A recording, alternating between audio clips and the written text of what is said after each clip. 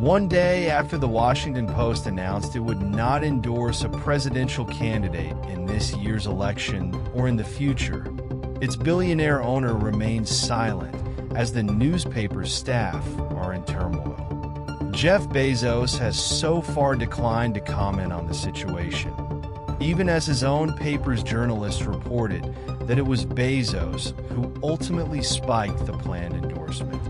A source with knowledge told CNN on Friday that an endorsement of Vice President Kamala Harris had been drafted before it was squashed. In the last 24 hours, at least one editor has resigned, and high-profile Post staffers have publicly expressed their dismay, as many in the paper's opinion section are furious over how the situation was handled. For many current and former staffers of the venerable newspaper, the timing of the announcement was highly suspect and has led them to believe Bezos' business interests influenced the decision. Former Post executive editor Marty Barron, who led the paper under Bezos during the first Trump administration, called the decision an act of cowardice. To declare a moment of high principle only 11 days before the election, that is just highly suspect, that is just not to be believed that this was a matter of principle at this point, Barron told CNN's Michael Smarkanish on Saturday morning. Trump has threatened Bezos continually, Barron noted. But when Barron was in charge of the newspaper, Bezos resisted that pressure, and he was proud and grateful for that leadership. Bezos has other commercial interests, a big stake in Amazon. He has a space company called Blue Origin, Barron said. Trump has threatened to pursue his political enemies, and he rewards his friends, and he punishes his perceived political, and think there's no other explanation for what's happening right now.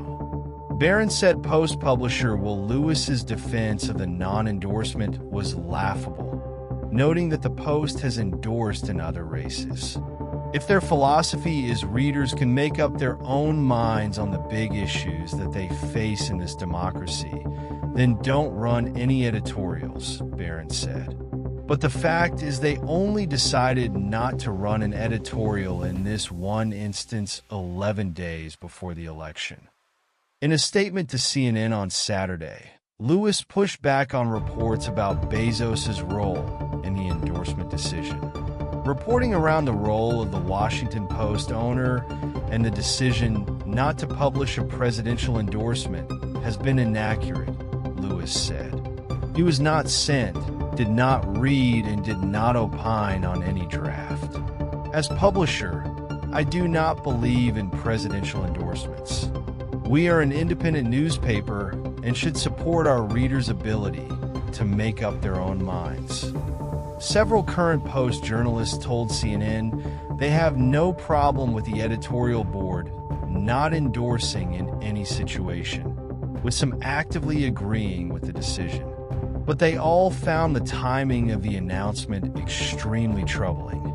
Deciding that now, right before an election, puts us in a lose-lose position.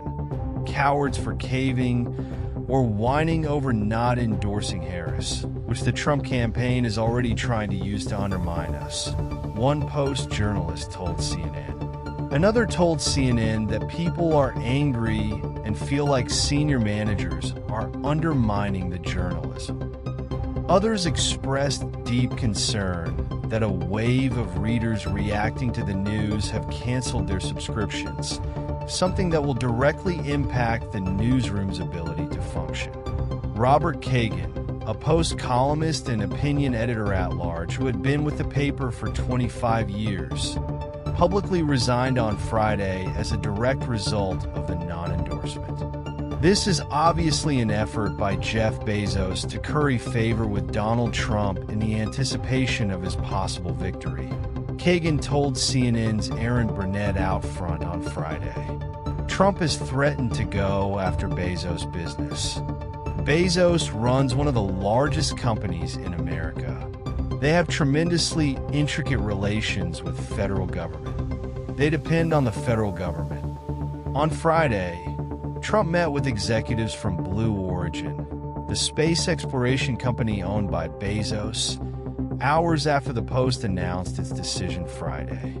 The company has a $3.4 billion contract with the federal government to build a new spacecraft to transport astronauts to and from the moon's surface.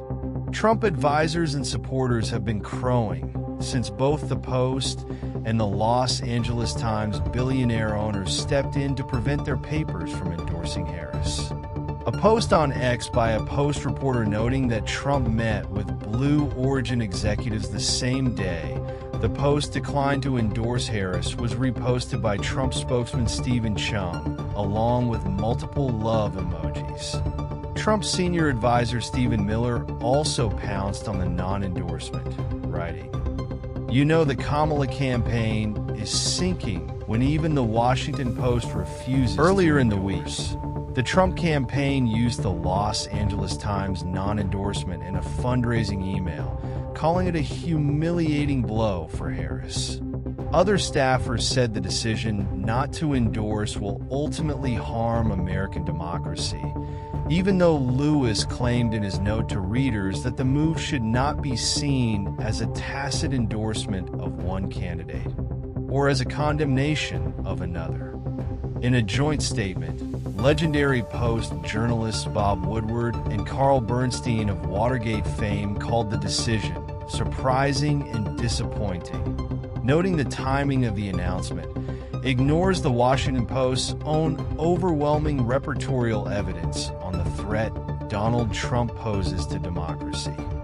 A group of 17 Post opinion columnists also published a statement Friday evening, criticizing their own newspaper's decision not to endorse a candidate in the presidential election as a terrible mistake. The Washington Post's decision not to make an endorsement in the presidential campaign is a terrible mistake, they wrote. It represents an abandonment of the fundamental editorial convictions of the newspaper that we love and for which we have worked a combined 218 years.